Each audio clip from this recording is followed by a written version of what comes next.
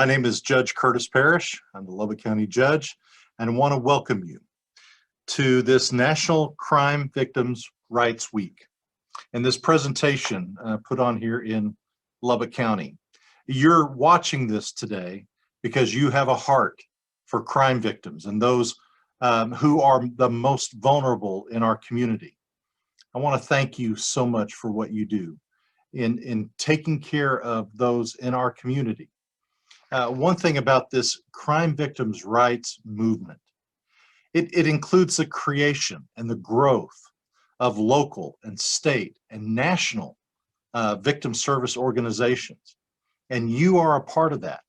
And what you have done here in Lubbock County, and not just for Lubbock, but for all of West Texas, has just been remarkable. You also follow key legislation. So what they're doing in Austin right now is going to impact what you are doing and how you care for those in our community. And you also follow the court decisions and watch the latest in groundbreaking studies.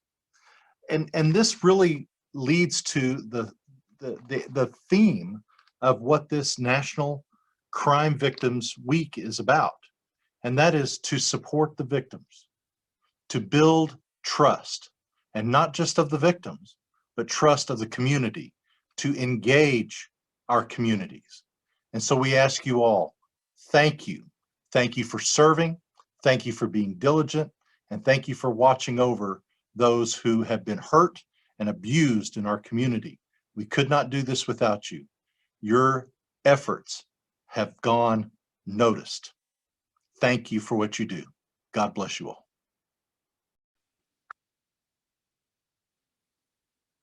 There's a saying, only the good die young. And I believe that wholeheartedly when it comes to my sister, Lydia Yaya Mendez. We call her Yaya because when I was a toddler, I couldn't say her name. And Yaya was the word that came out. And that's a nickname that followed her forever. Lydia was an amazing person. Her smile could light up any room. Her laughter was contagious. And she was the center of our family. She truly was. She would plan everything, and she was the oldest, and she was a Leo. So we would always say that she was bossy because of her sign. But we appreciated that because she did it with a love that no one else could. Lydia loved fiercely. And on February the 11th, 2003, like a rug pulled out from underneath our feet, Lydia Yaya was ripped away from this world when a drunk driver crashed into her vehicle head on. Lydia was in the process of teaching her 15-year-old daughter, Jessica, how to drive. What was supposed to be a quick 6-minute trip from Slayton to Southland turned out to be an eternity of grief and sadness. Jessica was heading on the access road, about to merge onto Highway 84 when an SUV blew past the yield sign. Everybody in town, my family, lived in town at the time, and they were able to go to the hospital right away. However, I was in college and it took me a little while to make it back home. But the next day, I turned on the TV, and on the news, I saw the wreckage. I saw Lydia's car mangled, beer cans and her belongings strewn across a ditch. And it's a sight that I will never forget, and nor do I want to. That may sound unusual, but I don't want to forget because I want that fire to continue burning in me, and I want that advocacy to continue. So our time with Mothers Against Drunk Driving began shortly after Lydia's accident. We began attending the support groups, and it just kind of picked up from there.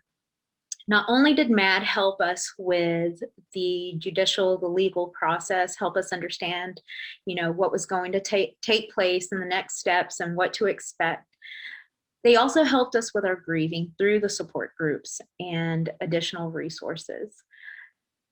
And it hasn't been easy, but slowly that support, that grief turned into advocacy.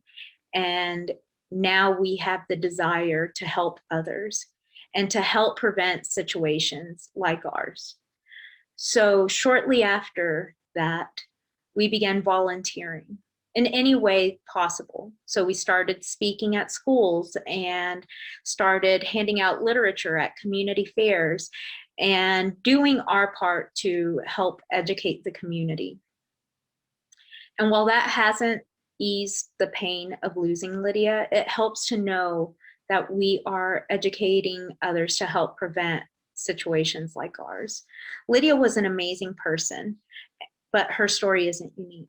While she was amazing to us and she was a great mom and sister and friend and just an all-around beautiful person, there are tons of people losing their loved ones to impaired driving, to this unnecessary evil.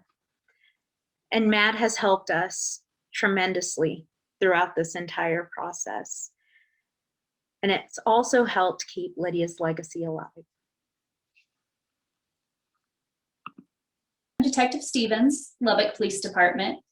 I am a member of the Special Victims Unit, and I just wanted to take a moment to thank all of our advocates, as well as all the partner agencies with the Crime Victims Coalition. The work that y'all have done this last year in such struggling times has been amazing. You've been able to work to move our victims forward in a time where the rest of the world was shut down.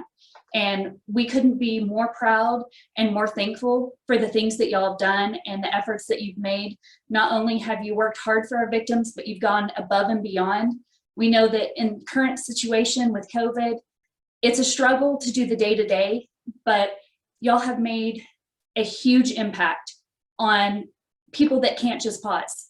Our victims deserve the best service, and that's what y'all have offered this year. So we just want to say thank you and how much we appreciate everything that our advocates do for our crime victims and everything that the partner agencies do. So thank you and congratulations for these awards.